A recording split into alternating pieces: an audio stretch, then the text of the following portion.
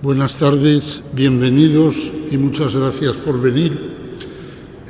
Vamos a meditar en esta charla sobre el Salmo 103 y voy a empezar por leerlo. Es un salmo largo en el cual se contempla la creación.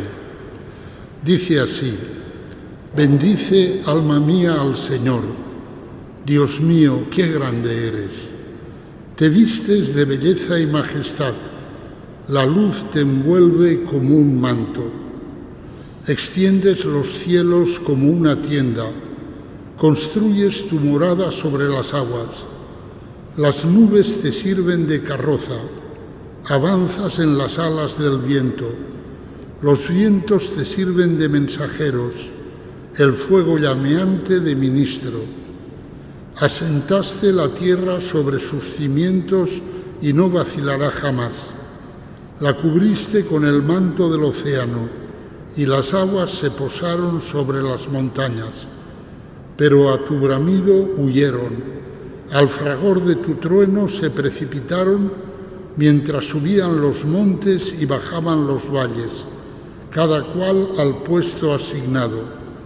Trazaste una frontera que no traspasarán y no volverán a cubrir la tierra. De los manantiales sacas los ríos para que fluyan entre los montes. En ellos beben las fieras de los campos. El asno salvaje apaga su sed. Junto a ellos habitan las aves del cielo y entre las frondas se oye su canto. Desde tu morada riegas los montes y la tierra se sacia de tu acción fecunda. Haces brotar hierba para los ganados y forraje para los que sirven al hombre. Él saca pan de los campos y vino que le alegra el corazón, y aceite que da brillo a su rostro y alimento que le da fuerzas. Se llenan de savia los árboles del Señor, los cedros del Líbano que él plantó. Allí anidan los pájaros, en su cima pone casa la cigüeña. Los riscos son para las cabras, las peñas son madrigueras de erizos.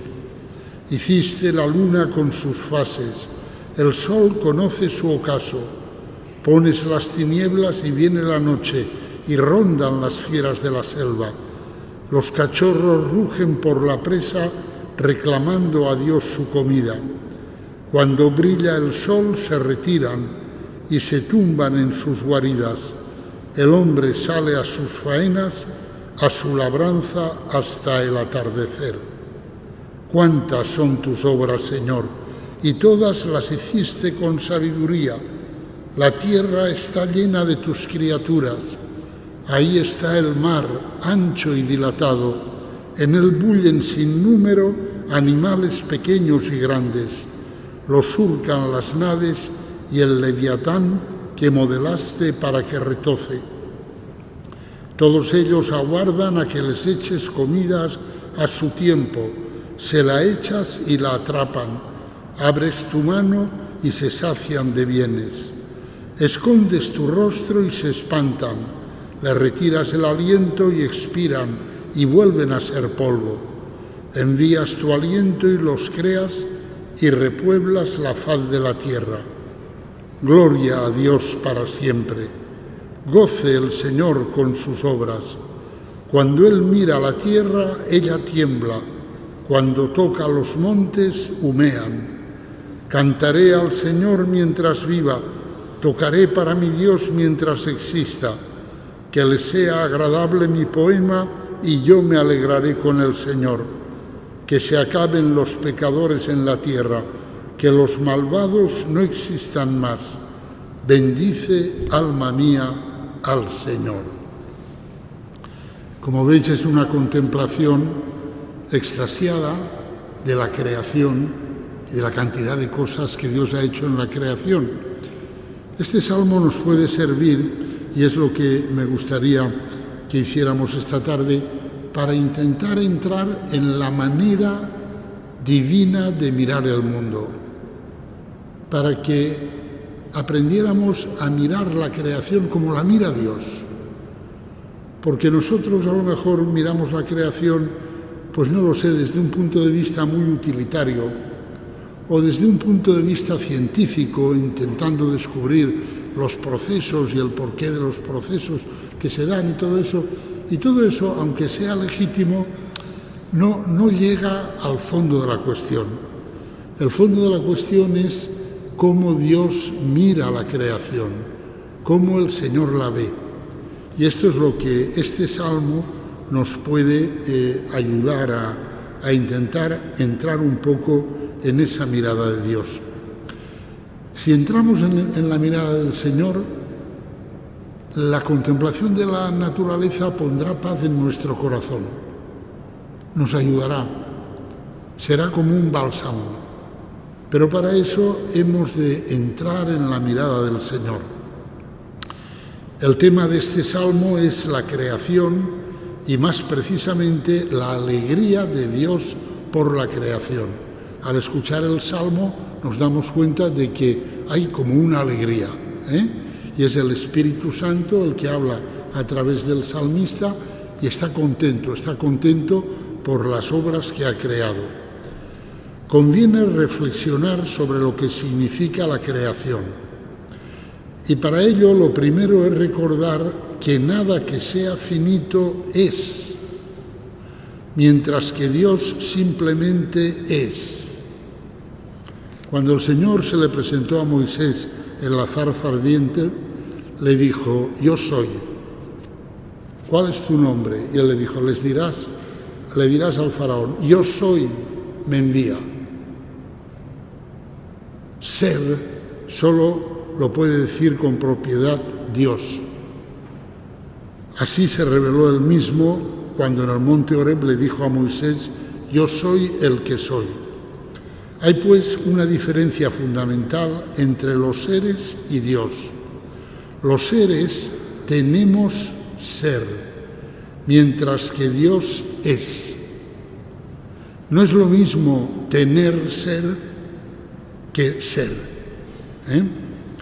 Los seres tienen ser, tenemos ser, porque Dios en su inescrutable libertad ha querido que sean, ha querido que el mundo y el hombre existan y les ha regalado el ser.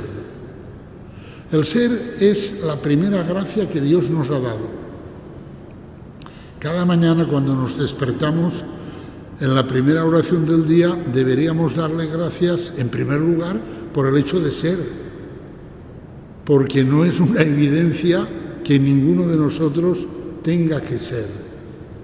Sin embargo, somos, y somos porque Él nos lo ha regalado. El ser de las criaturas es un puro don de Dios. Dios crea llamando, como dice la carta a los Romanos, caluntos meonta osonta, llamando a lo que no es meonta, a los no seres, osonta, como si fueran. Es decir, que no hay nada, pero Dios dice María y crea a María. No hay nada, pero Dios dice hágase la luz y se hace la luz.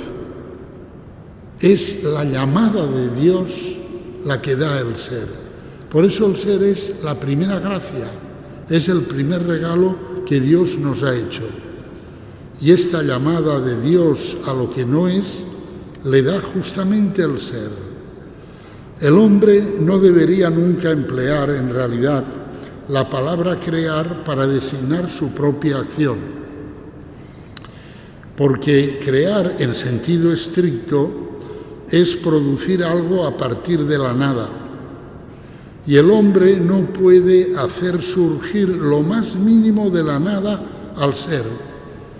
El hombre solo puede trabajar lo que ya existe, convertir algo ya formado en material para nuevas formaciones. En cambio, Dios crea de verdad. No existe nada y Él hace que algo exista. Llama a lo que no es como si fuera, y eso que Él llama surge. No hay esencias, pero Él concibe la inconmensurable plenitud de formas llenas de sentido que llamamos mundo. Y claro, ante cualquier ser del mundo, ante una mosca. Una vez me acuerdo, en una convivencia, les pedí a los que asistían que cada uno, se fijara en algo de la creación y lo desarrollara un poco, ¿no? Lo explicara. Y recuerdo que hubo uno que se fijó en las moscas y nos habló allí durante 5 minutos de las maravillas que hay en el ser de una mosca. Y así podríamos decir de cualquier ser del universo. Cualquier ser del universo es una maravilla. Y todo eso lo ha sacado Dios de la nada. Dios crea no porque quiera alcanzar con ello algún objetivo, sino crea como un acto de soberana libertad, como un acto de completa gratuidad.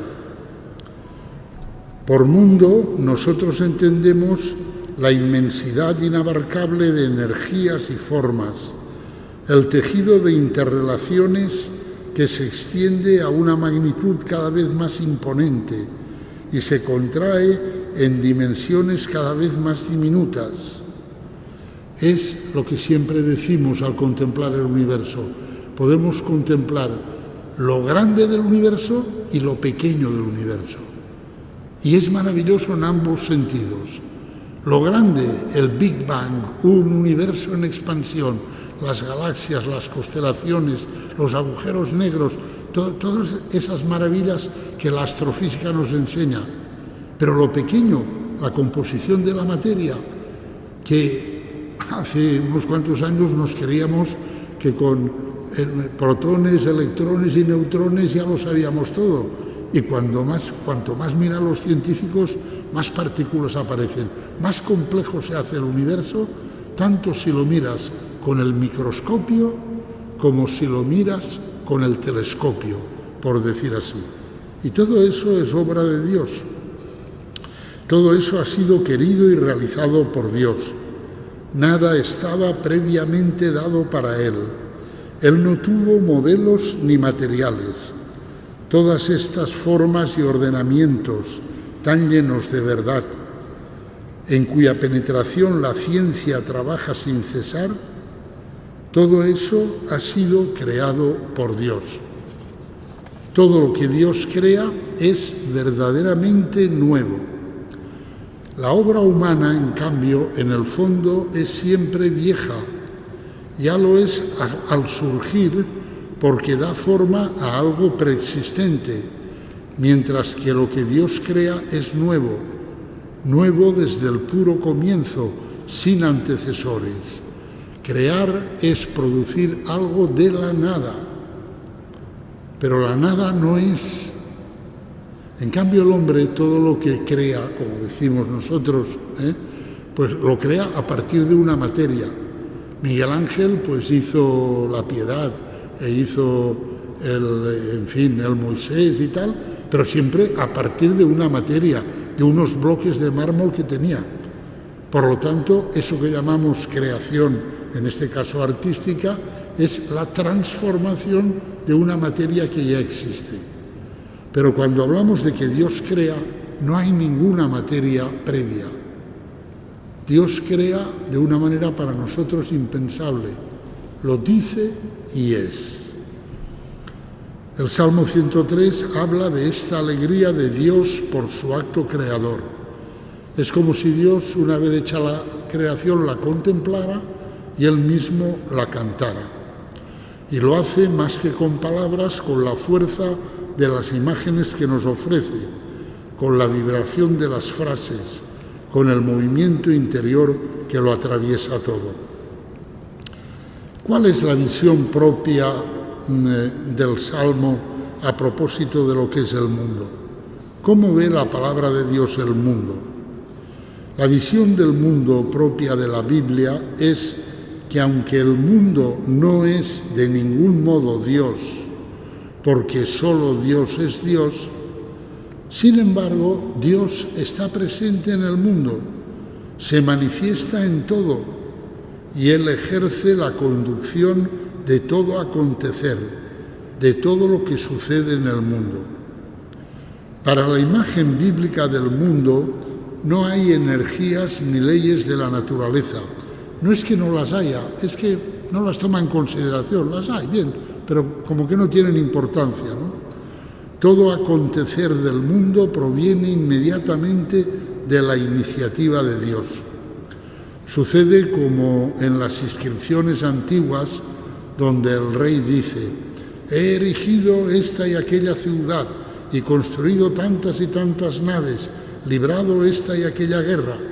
Pero en realidad, los constructores que planearon, los esclavos que movieron las piedras, los guerreros que lucharon, desaparecen, no constan. El rey en persona no lo ha hecho, pero como Él es el rey, todo se le atribuye a Él.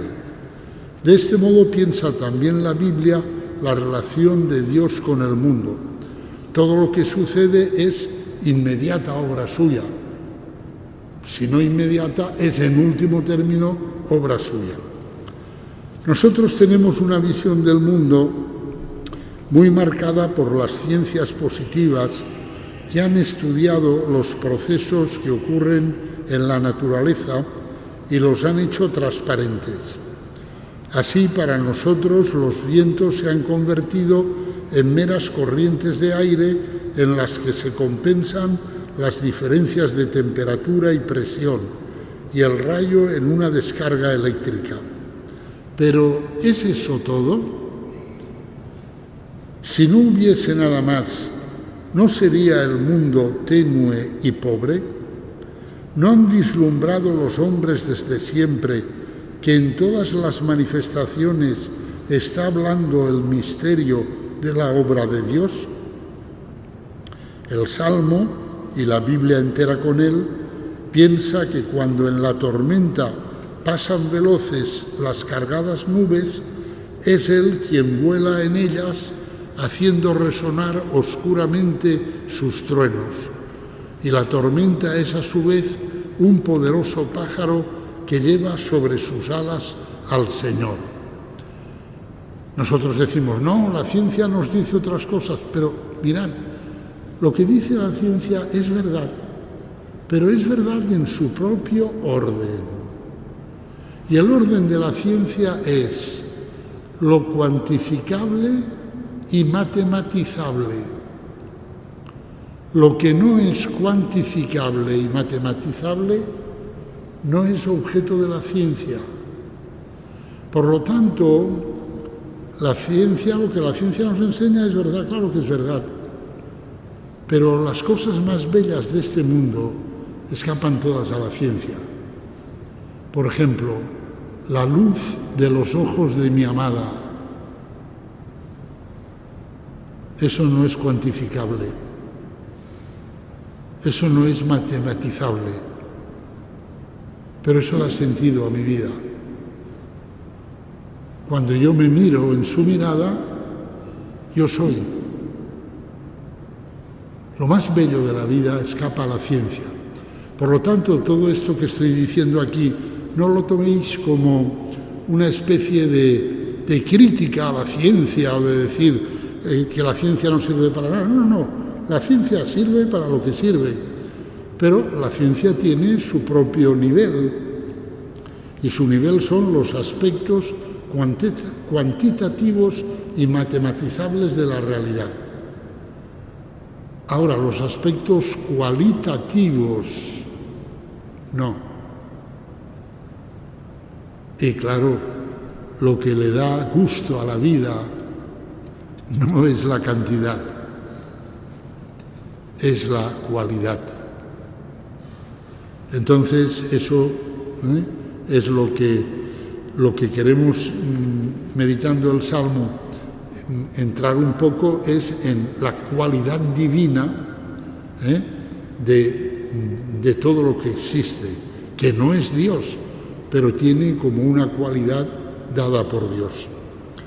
La Sagrada Escritura nos presenta a los santos ángeles como los agentes de la economía cósmica.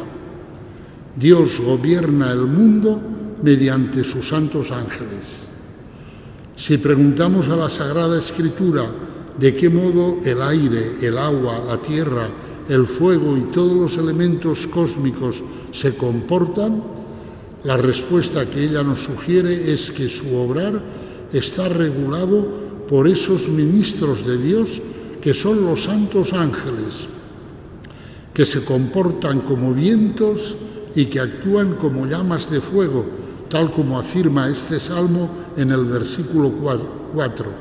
Los vientos te sirven de mensajeros, el fuego llameante de ministro.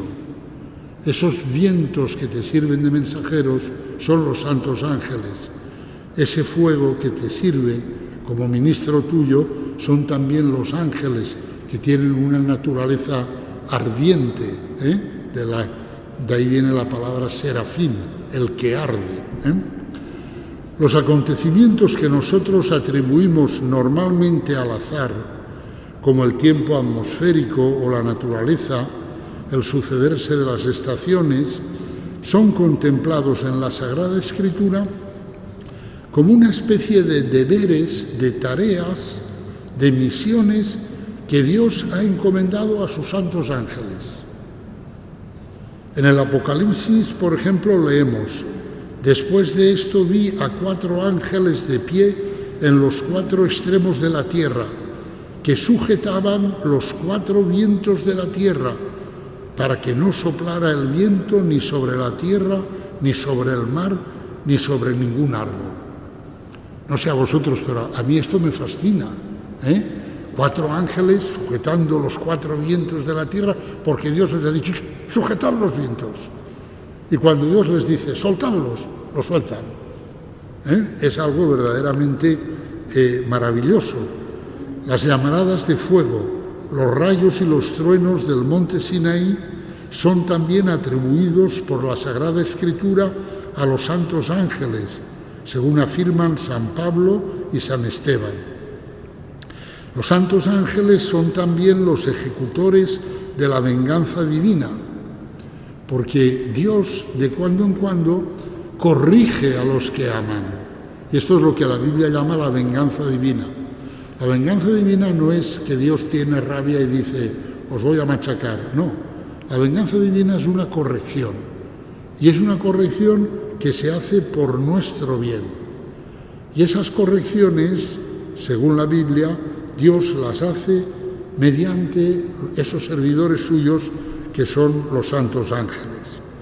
Los 2 ángeles que salvaron a Lot y a su familia fueron los responsables del fuego que provocó la destrucción de Sodoma y Gomorra.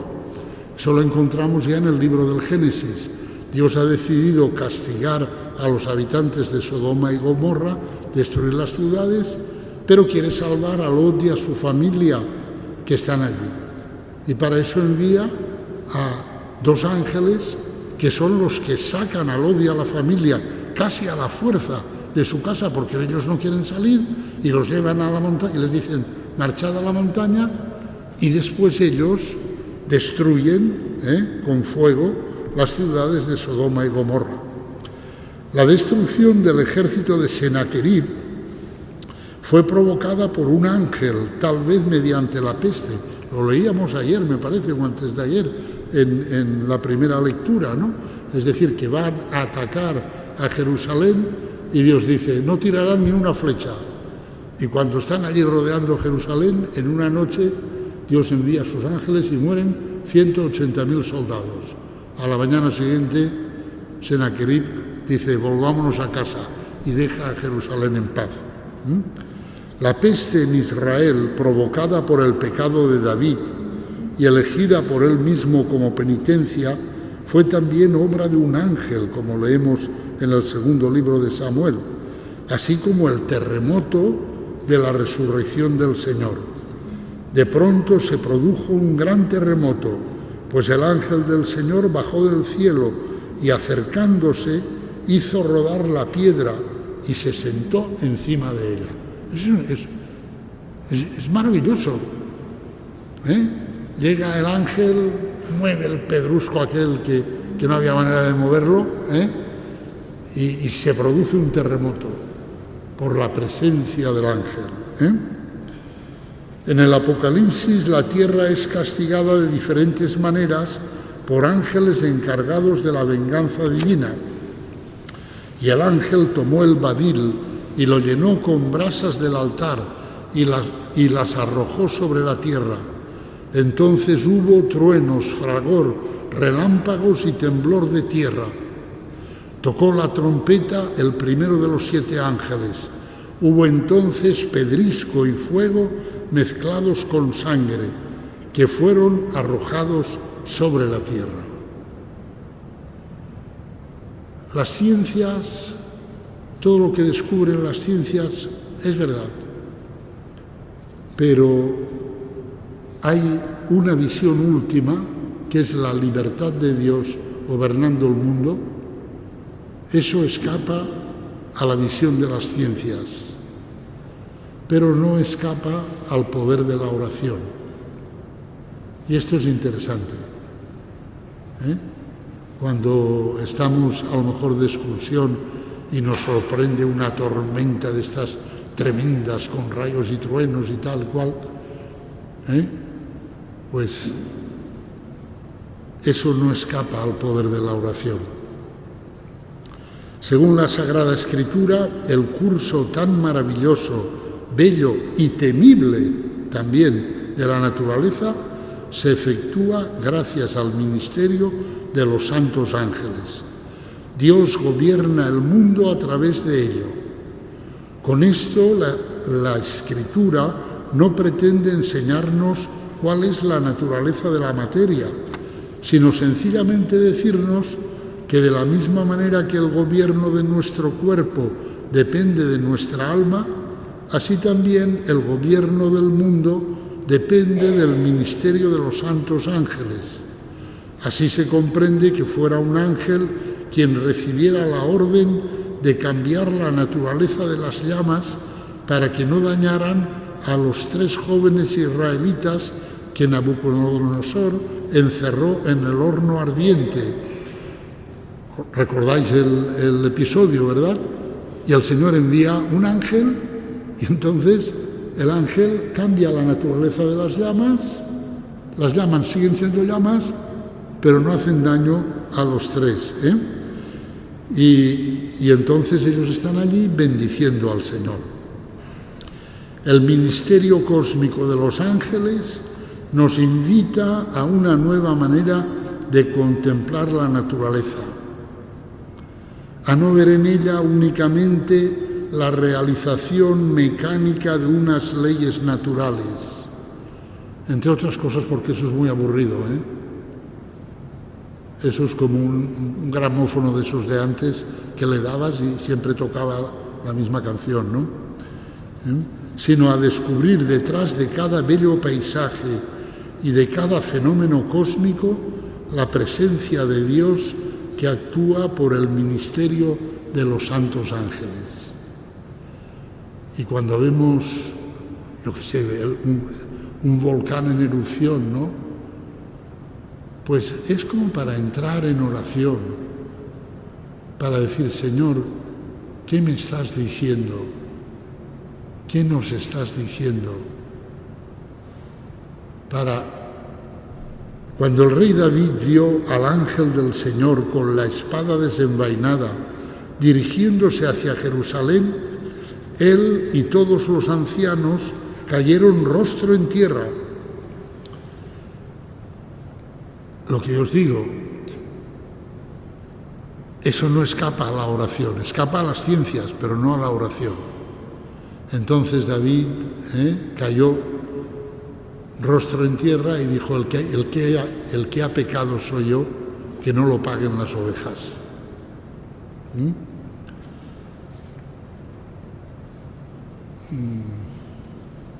Así también nosotros, cuando discutimos de manera científica sobre el mundo natural, cuando catalogamos los seres del mundo y estudiamos sus propiedades, debemos hacerlo religiosamente como estando en presencia de grandes servidores de Dios, con esa especie de desconfianza y de temor reverencial que experimentamos cuando hablamos de estos temas delante de sabios y científicos de nuestra raza mortal. Porque al ocuparnos del mundo, nos estamos ocupando de una realidad que está gobernada por Dios a través de estos seres inteligentísimos que no han conocido nunca el pecado, que son los santos ángeles. Es decir, hasta el estudio científico del mundo, nosotros los cristianos lo tenemos que hacer con un sentido religioso, con la conciencia de que estamos intentando comprender unas realidades detrás de las cuales está Dios y están sus santos ángeles. Pues el cristiano debe vivir siempre en la conciencia de que su vida transcurre, como escribe San Pablo, en presencia de Dios, de Cristo Jesús y de los ángeles escogidos. Lo cual da a mi vida una dimensión insospechada. Ahora la gente está tan contenta porque con los smartphones, con los teléfonos esos de la pantallita, pues nada, pues se pasan la vida retransmitiendo su vida ante todos los que tienen metidos allí, ¿no? Y van por la calle con el teléfono así, ¿no? Y hablando, y eso lo están viendo. Bueno, pues por muchos que te estén viendo, eso no es nada comparado con Dios y con los ángeles que te están viendo. Y yo no sé si los que tú has puesto en la lista de tu teléfono son muy inteligentes o muy, en fin, pero sí sé que Dios y los santos ángeles sí que son súper inteligentes y que por lo tanto el que mi vida transcurra en la presencia de Dios y de sus ángeles, eso le da a nuestra vida una hondura, una dimensión muy bella. Dicho todo esto, hablemos ahora de la percepción cristiana del mundo, de cómo un cristiano contempla el universo. La contemplación del universo nos permite descubrir el ritmo de las nebulosas, las estructuras de los minerales o de los organismos, los sistemas que integran lo que llamamos por convención y costumbre materia. De modo que cuando miramos un cristal o una hoja, quedamos cautivados por las formas que percibimos. Tales formas pueden apreciarse en cada elemento del universo, a nivel subatómico, en los átomos, las moléculas, las células y las estructuras multicelulares. En el microcosmos y en el macrocosmos vemos formas maravillosas.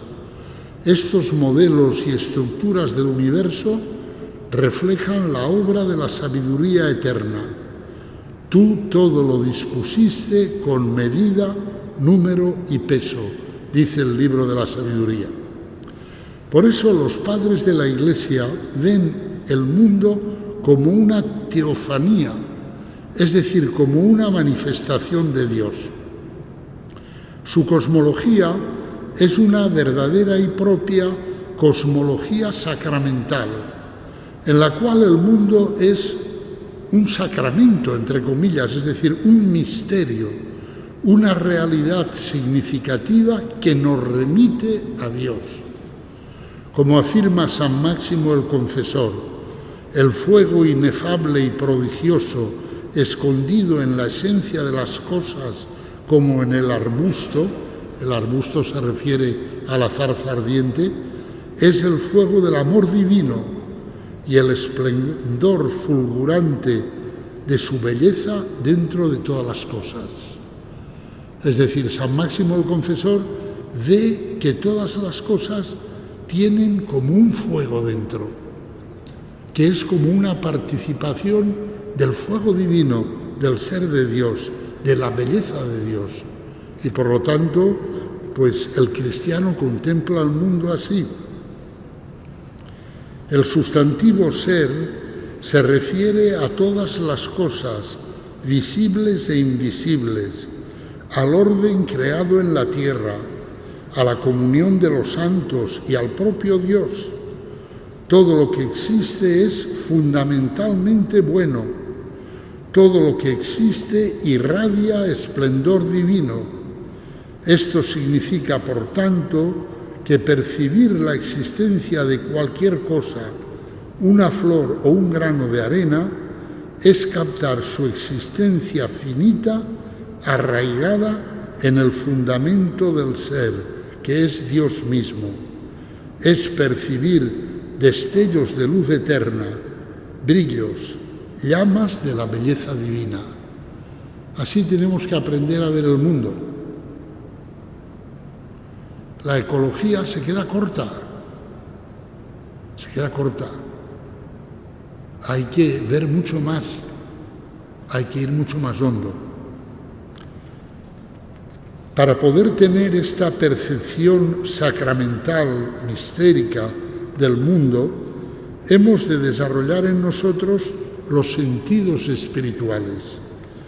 Los sentidos espirituales son los sentidos corporales que tenemos, pero penetrados por el Espíritu Santo, de tal manera que transforma nuestra manera de mirar según la mirada y la mente de Cristo, que veía en las aves del cielo o en los lirios del campo un destello del rostro del Padre, todo lo cual es obra del Espíritu Santo. Como escribe San Pablo, mas todos nosotros que con el rostro descubierto reflejamos como en un espejo la gloria del Señor, nos vamos transformando en esa misma imagen cada vez más gloriosos. Así es como actúa el Señor, que es Espíritu. Si nos fijamos en la percepción que tiene Cristo del universo, vemos que para Él cualquier elemento del universo le remite al Padre, le lleva a la oración, a la alabanza, a la acción de gracias. La creación entera reluce porque ha sido hecha, como dice otro salmo, con esplendor y belleza. Los seres creados por Dios son la plasmación de las ideas divinas. Son los logoi en griego, las palabras del único logos con mayúscula, de la única palabra con mayúscula, que es Cristo, el Hijo eterno del Padre. Por eso los seres hablan. Como dice el Salmo 18, el cielo proclama la gloria de Dios, el firmamento pregona la obra de sus manos, el día al día le pasa el mensaje, la noche a la noche se lo susurra. Los seres hablan porque son una manifestación de Cristo, del Hijo eterno del Padre, del Logos divino, del Verbo. Y por eso también relucen, porque están secretamente habitados por el Espíritu de Dios, por el Espíritu Santo, el Espíritu creador y santificador, en el que el ser del mundo encuentra su incandescencia. Según San Máximo el Confesor, la más sencilla percepción constituye una experiencia trinitaria. El mismo ser de una cosa remite al origen del ser, que es el Padre, a su inteligibilidad, que es el Verbo, el Hijo eterno del Padre, la sabiduría divina, Cristo, y su movimiento interior hacia la plenitud, hacia el soplo que da la vida, que es el Espíritu Santo. Nosotros hemos de aprender a contemplar el mundo así, a ver en todo al Padre, que es el origen y la fuente, al Hijo, que es el que, o mejor dicho, del que ese ser que estoy contemplando expresa algo, porque los seres son plasmaciones parciales del ser del Hijo, y al Espíritu Santo, que es el que le da la vida y el movimiento interior. Todo ello manifiesta una inteligencia prodigiosa y constituye como un lenguaje mudo con el cual los seres están proclamando que son más de lo que son, otro que lo que empíricamente son. Este es el punto. Aprender a contemplar los seres sabiendo que son más que y otro que lo que materialmente son. Y el resplandor de ese grito de los seres es la belleza, el asombro de comprobar que en lo cotidiano y habitual hay mucho más de lo que sospechábamos. Entonces surge una mirada agradecida por tanta belleza. Pero hay que aprender a mirar así. El Salmo, pues, nos dice algunas cosas que nos pueden ayudar.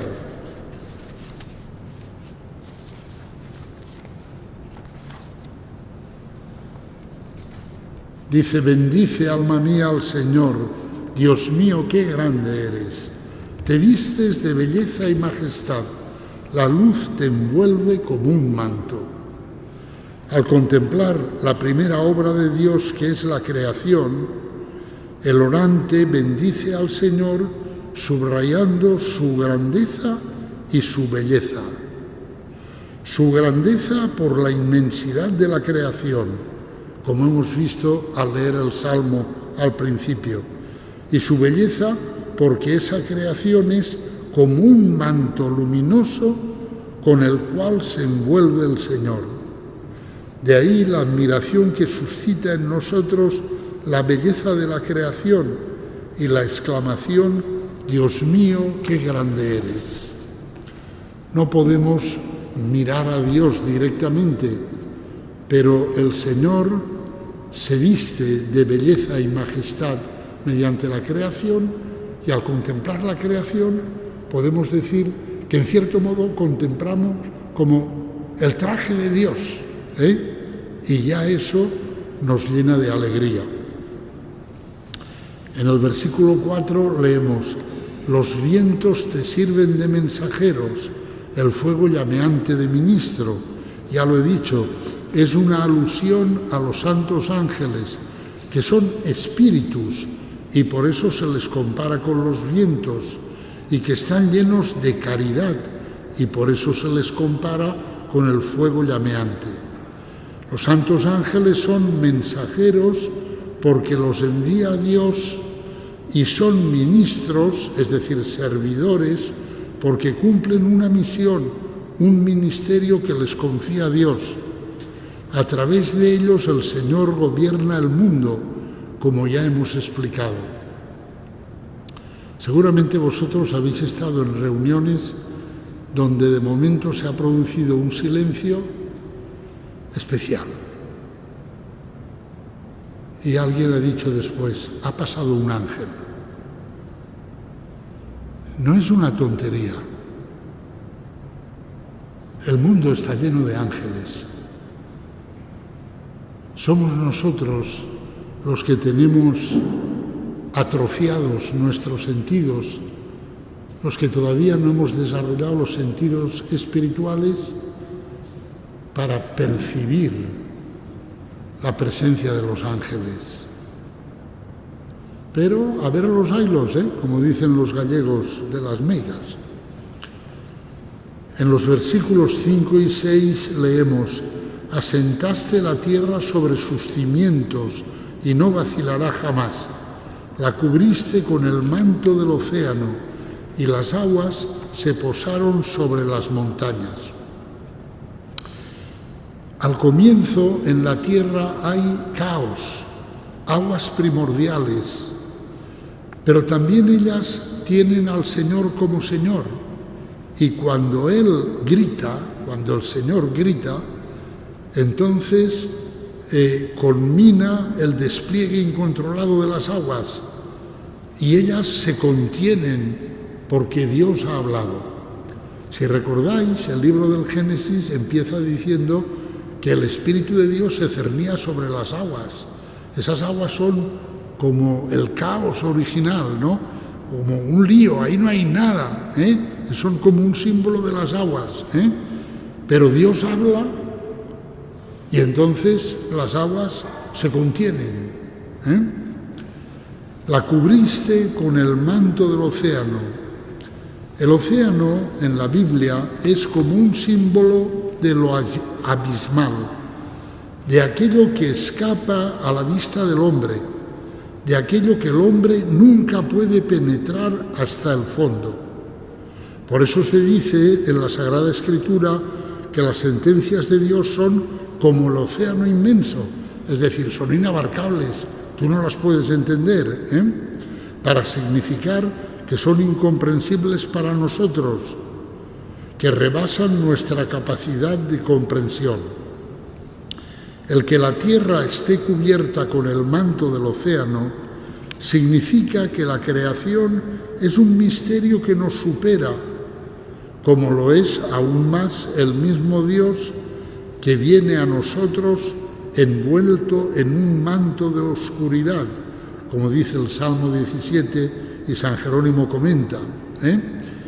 Pero eso, el que la tierra esté cubierta con el manto del océano, quiere decir que nunca podremos comprender del todo la creación, que hay algo ahí que se nos escapa.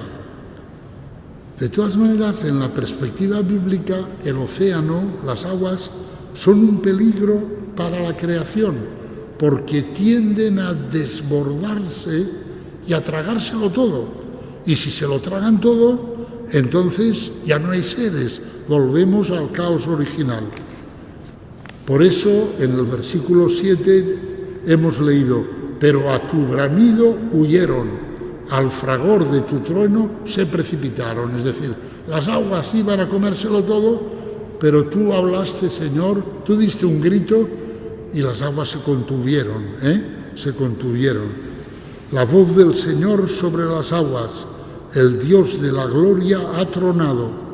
La voz del Señor es potente, la voz del Señor es magnífica. Leemos en otro salmo, en el Salmo 28. El bramido de la voz de Dios hace que las aguas huyan, que dejen de cubrir la tierra, como lo hicieron durante el diluvio, y que la vida sea posible en ella. Toda la creación pende de Dios y de sus órdenes. Pero la visión bíblica de la creación es esa. La creación está siempre en peligro porque las aguas, el océano, o sea, el caos, amenaza con comérsela, con convertirlo todo en caos. Pero Dios manda sobre el caos. Dios da un grito y el caos se contiene. Y el diluvio, por ejemplo, en la perspectiva bíblica, es que Dios deja por un rato a las aguas. Venga, las voy a dejar. Las deja un rato y las aguas se lo comen todo, menos el arca de Noé, claro. En los versículos 10 y 11 hemos leído: de los manantiales sacas los ríos para que fluyan entre los montes. En ellos beben las fieras de los campos. El asno salvaje apaga su sed. Para Israel, que habita cerca del desierto, el agua tiene un valor incalculable.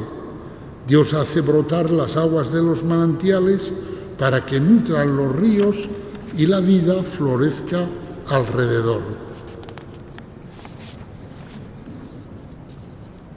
En los versículos 14 y 15 hemos leído: haces brotar hierba para los ganados y forraje para los que sirven al hombre. Él saca pan de los campos y vino que le alegra el corazón, y aceite que da brillo a su rostro, y alimento que le da fuerzas. Se resalta el carácter fecundo de la tierra, que produce alimentos para los animales que sirven al hombre y también para el mismo hombre. Al hablar del alimento del hombre, el Salmo cita el pan, el vino y el aceite. Es claro que eso, además del significado material, tiene un significado espiritual. El pan y el vino son la Eucaristía y el aceite, que da brillo a su rostro, es un símbolo del Espíritu Santo. Los sacramentos del Espíritu Santo, la confirmación, la unción de enfermos, el orden sacerdotal, se imparten siempre con óleo consagrado, con aceite, porque el aceite es un símbolo del Espíritu Santo. En los versículos 25 y 26, al final del Salmo, hemos leído: ahí está el mar ancho y dilatado, en él bullen sin número animales pequeños y grandes, lo surcan las naves y el leviatán que modelaste para que retoce. El mar es como el gran depósito de las aguas, siempre peligrosas porque tienden a desbordarse. Es como un símbolo del caos que amenaza la estabilidad de la creación. Pues bien, también el mar es obra de Dios, como lo es el leviatán. El leviatán es el monstruo marino, el misterioso animal que inspira terror a los hombres, y de ese misterioso animal, que posiblemente fuera la ballena, en aquellos tiempos pensaran, ¿no?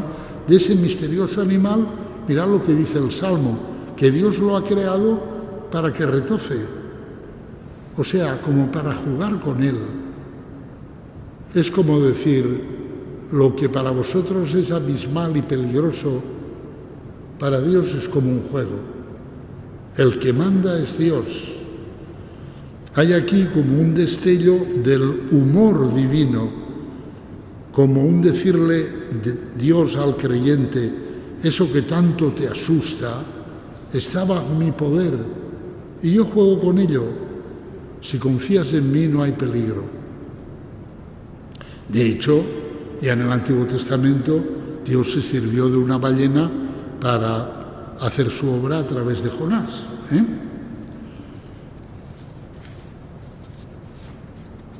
En los versículos 27-30 hemos leído: todos ellos aguardan, todos los seres que hay en el mar, aguardan a que les eches comida a su tiempo. Se la echas y la atrapan. Abres tu mano y se sacian de bienes. Escondes tu rostro y se espantan.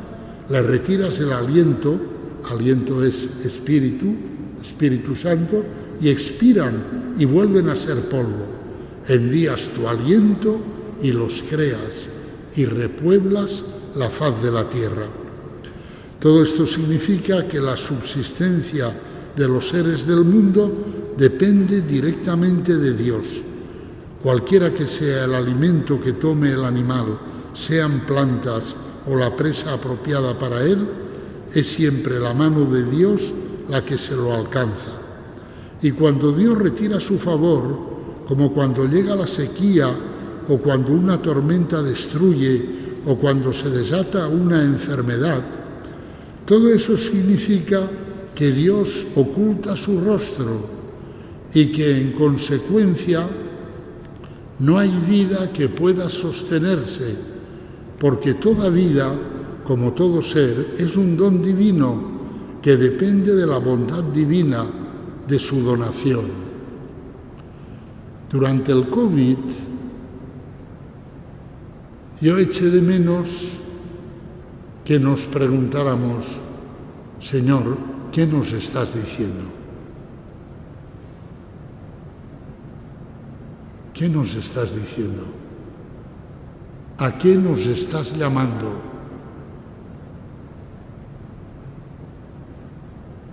Y para eso las iglesias tenían que estar abiertas.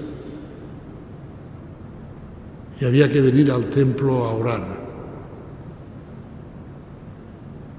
Pero, en fin, estamos en el mundo, claro, no en el cielo. Como Dios es benévolo, envía de nuevo su espíritu, su aliento, y la vida reprende su curso, se hace de nuevo posible. Porque toda vida es fruto del Espíritu de Dios, de su aliento. El surgir, perecer y renacer de la vida no son para el salmista un acontecimiento meramente natural, sino una acción constante del señorío divino. Su poder despierta la vida y la hace prosperar. Su poder determina el fin de la vida y la llama a surgir de nuevo. Y la clave de todo es el Espíritu de Dios, su aliento, es decir, el Espíritu Santo.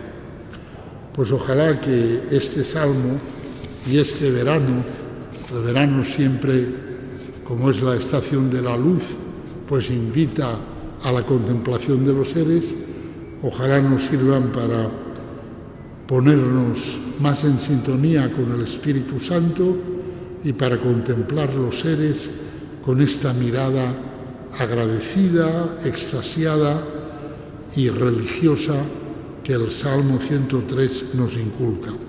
En el nombre del Padre, y del Hijo, y del Espíritu Santo.